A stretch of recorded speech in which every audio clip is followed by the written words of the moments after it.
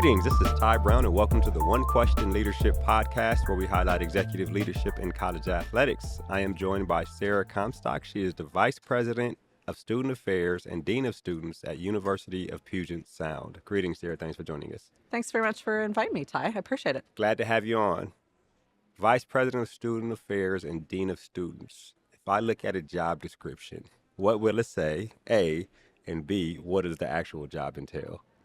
Wow, what'll it say and what do I do? Yeah. Boy, those are real different questions. Mm-hmm. What will it say is a lot about strategic planning and working towards collaborative success for our students and the institution as a whole. Okay. What do I actually do?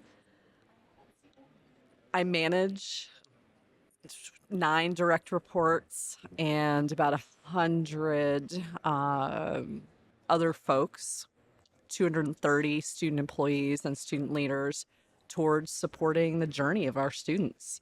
It's a lot of management, it's a lot of leadership, it's a lot of ensuring that the wheels don't fall off, but if they do fall off, that we have a good plan for continuing to move forward. Yeah.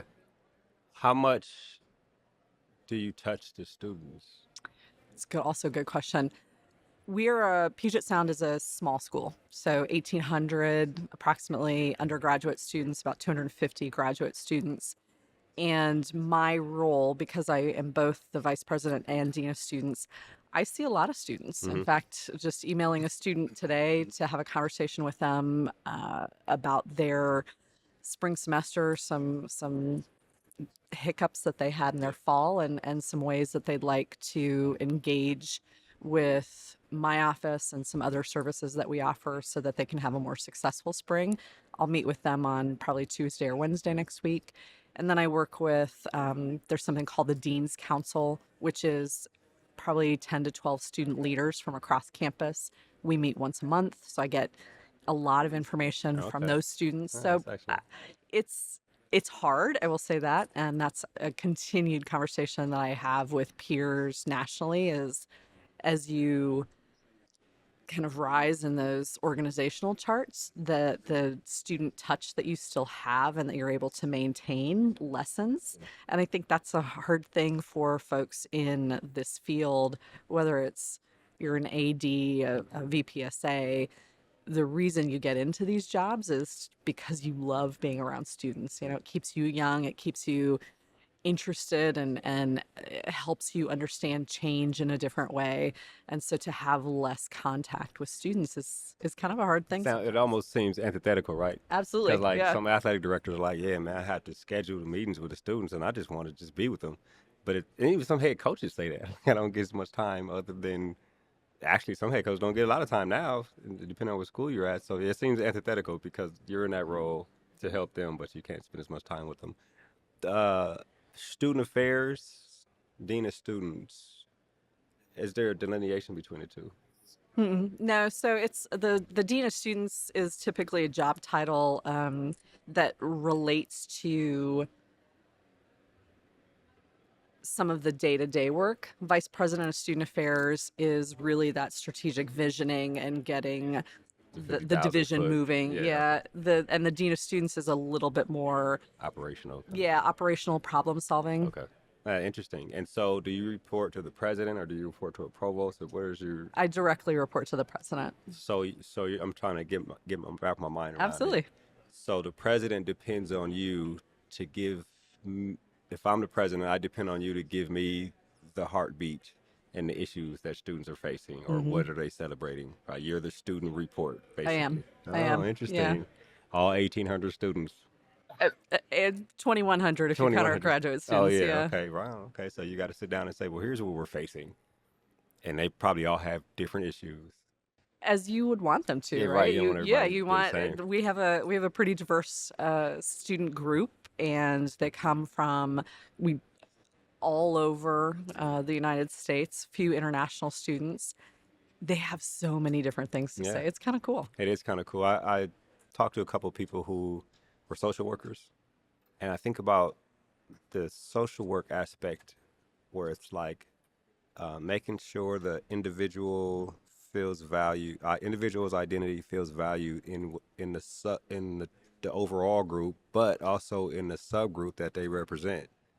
Which, when you talk about a college campus, it could be all the kids from Seattle, all the women from Seattle, all the women from Seattle who are history students, all the women from Seattle who are history students and student athletes. Right. You know what I mean? Yeah. You can just the groups and the subgroups, but we want to make sure everybody feels valued. And it seems like if you're representing all the groups, you're almost in that social work type aspect of reporting up on how everybody feels. It's an interesting way to look at it. I hadn't thought about all of the little subgroups as well, but we have, I think the great thing about Puget Sound and the Puget Sound education is we give such freedom and support for students to really find those groups and those subgroups, right? We have a Minnesota club. We have an interesting recruitment pipeline to Minnesota. Really? I don't know how that started, but But it happens, it right? all works, That's right? funny. So you've got the Minnesota pipeline and the Minnesota club, and then you actually have a subgroup of the Minnesota kids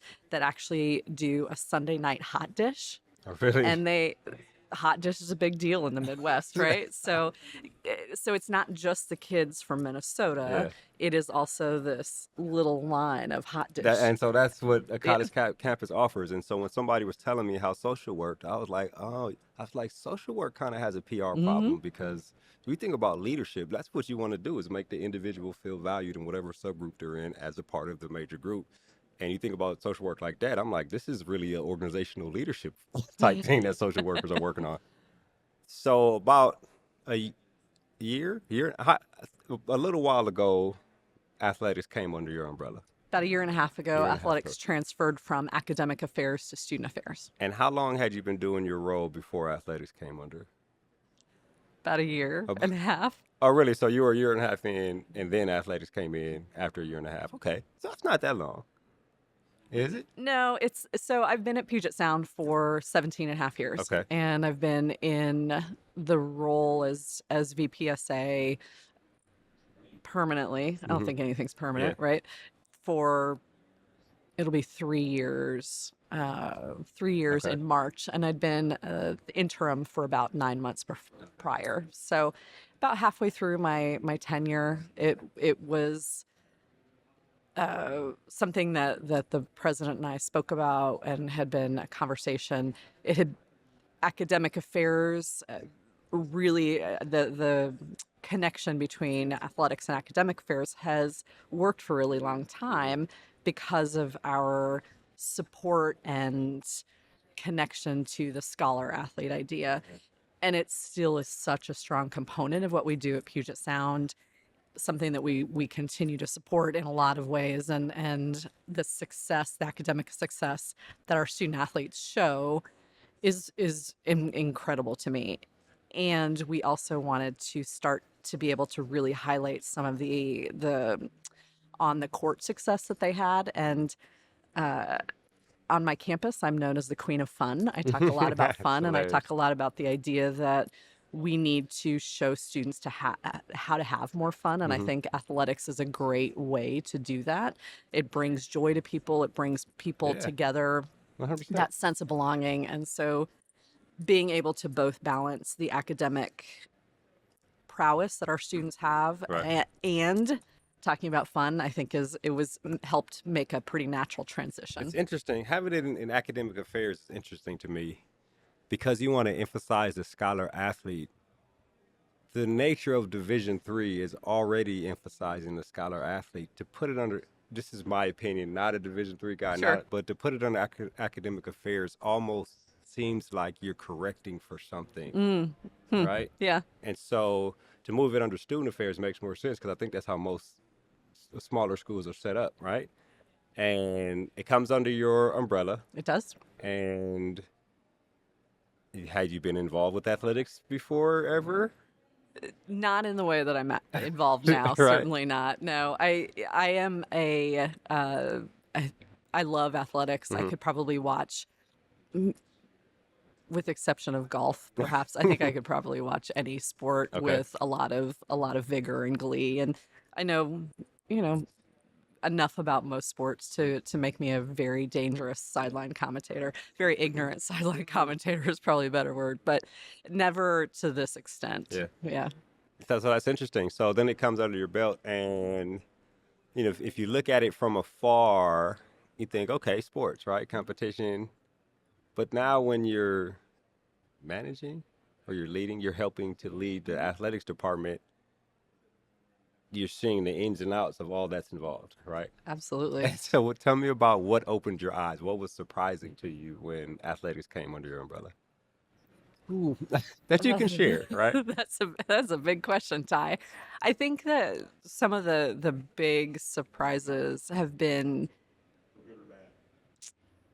well, to start, and let me back up a little Yeah, bit. You know, you I think we talk about the amount of time that student athletes spend on their sport, and my husband competed D1 swimming. okay. So I had heard about two a Yeah, days, right? I mean, and you think conceptually you get two a days, but really hearing about the amount of time that they're spending and then sitting in on practices and sitting in on culture meetings and listening to the amount of time they're talking about things. And then you start adding in, they're talking not only practice, but then nutrition and then everything, all the rest. things. Yeah, And, rest and sleep came up in a conversation at one of the sessions yesterday morning and about the importance of rest as recovery. And so I think while I understood the amount of time that our student athletes are spending, really having that a little bit more kind of up close and personal understanding of it and talking to students about caloric intake and what that means and how they're really having to think about that when they go into the dining hall, for instance, that I think really was eye-opening in a different way because you're a bit more up close and personal, and you're always responsible for these students in my role, but I think it takes that responsibility yeah, up a level. So that's definitely one thing I learned. And then the other thing I learned is really the amount of work that our athletic directors and then our operational staff have to do to really maintain rules. Listening into the D3 forum and talking about rule management is really pretty fascinating stuff. And there is some, well, I don't know, maybe are they just memorizing all of the rules and they're like, oh yeah, I remember that thing, and go you to that file, gotta, yeah, A subsection C, Roman numeral one.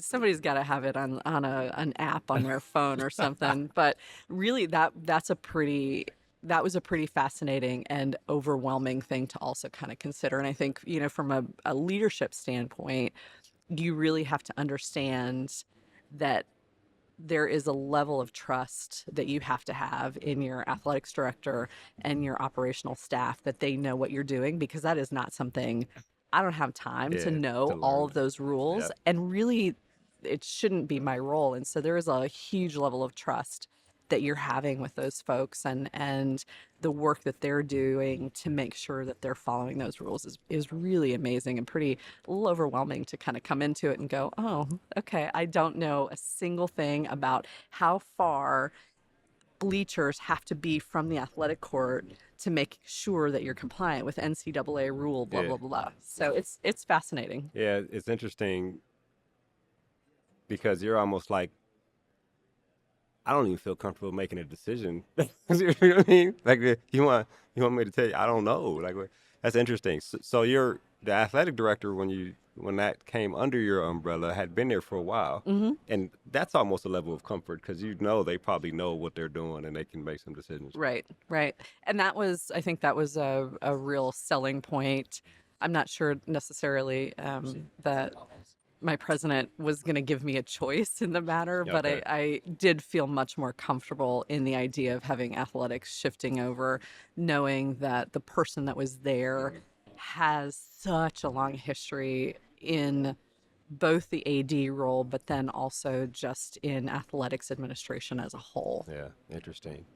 Does your president or you does your president or you have a philosophy on athletics, Mm, right? Because I'll say this here, what I've come to learn is that the purpose of an athletics department, in my opinion, should be to enhance the academic mission of the university. Hmm. And sometimes presidents or faculty don't necessarily see that as being necessary, right? So I wonder about there at Puget Sound, is there a philosophy on how athletics should be positioned there? It's a really fantastic question. I should have studied up for this interview, Ty. I think our philosophy is very much these are students that support the academic mission first. So I don't, 100%. yeah, Division three in general, right? absolutely. We Yeah. are a Division III school. We have a really solid academic rigor that our students come into our campus excited about what they're going to learn in the classroom and excited that they could continue to play. And that is something that we wholeheartedly celebrate with the idea that they are scholar athletes and really ensuring that when we're talking to them about recruiting into Puget Sound that they understand that scholar comes first. And so the philosophy I think aligns really well with the D3 NCAA D3 motto that it is a scholar athlete, and the work that our students do in the classroom I think really attests to that philosophy and how we continue to underscore that at every Yeah. point. You're in a position where I think the person that was there for a long time Hmm. has departed, and you have to hire a new athletic director, right? And I wonder about the decision on the person. Is it because they report to you? Is that your decision, or is there a Hmm. committee, or how does it?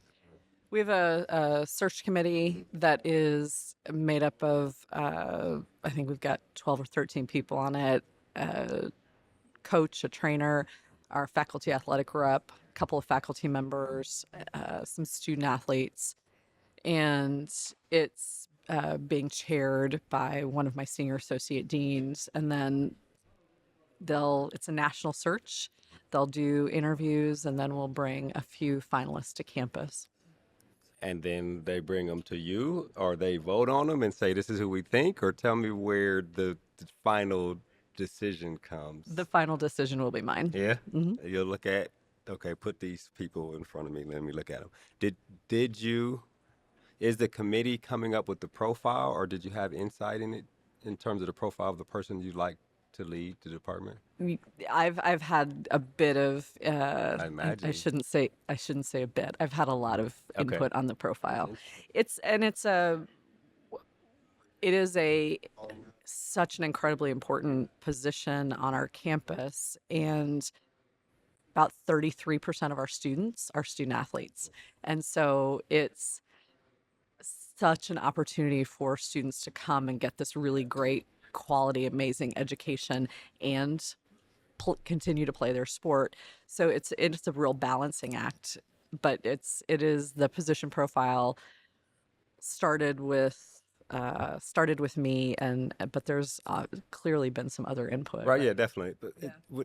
I think I'm asking because I'm curious. So it's only been a year and a half under your Mm-hmm. umbrella, and you've had to research and educate Mm-hmm. yourself on athletics in general, and then you have to come up with a profile on who would lead the department, especially because someone had been there. She was there for 21 years. right, Yeah. and so you want to kind of progress the department, and so did you look at obviously you know the university that you're at, but did you look at other athletic directors, other schools in terms of trying to determine what we need here, what we if we're solving for something? Like, tell me about developing the profile. Interesting. I I think I would say, I certainly have looked at, and I came to my first NCAA convention last year, so got an insider's look at some of the ways that the NCAA works, and had an opportunity to meet with some other athletic directors and did the new ADR session last year. So had some interesting conversations before I knew that the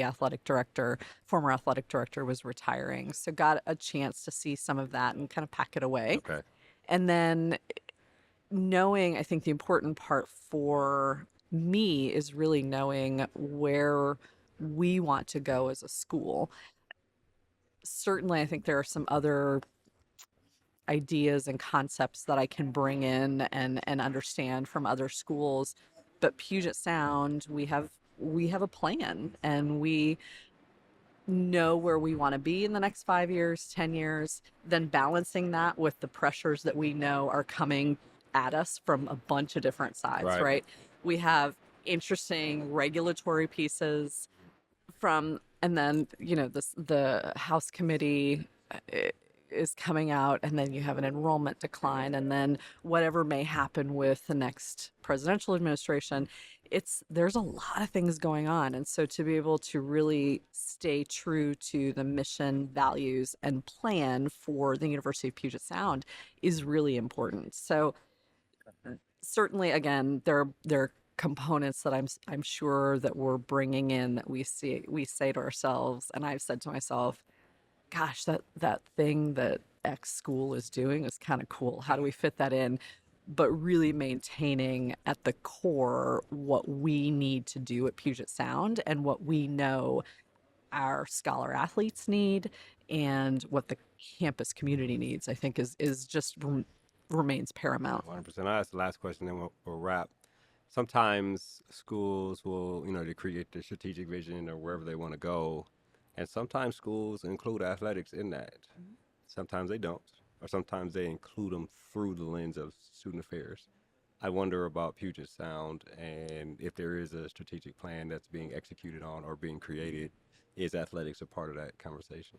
Athletics is a part of all of our Excellent, conversations. yeah. It's a part of our capital campaign. It's part of our strategic plan. Now, with the integration into student affairs, we're actually rewriting our student affairs strategic plan specifically, so that we can talk about more specifically about the experience of the student scholar, the athlete scholar, in our plan, how it connects to our counseling, health, and wellness services, how it connects to our residential experience program. So really making sure that we're leveling up in our divisional plan as well. I think that's excellent. Well, Sarah, this has been a great conversation. I feel like I've learned a lot here, and I appreciate you joining us on the One Question Leadership Podcast. Well, thanks so much, Ty. This is great. Yes, ma'am. That was Sarah Comstock. She's the Vice President of Student Affairs and Dean of Students at University of Puget Sound. And of course, I am Ty Brown with One Question. And keep in mind, the role of a leader is to create and maintain an environment that people want to be a part of. And as always, be better tomorrow than you are today.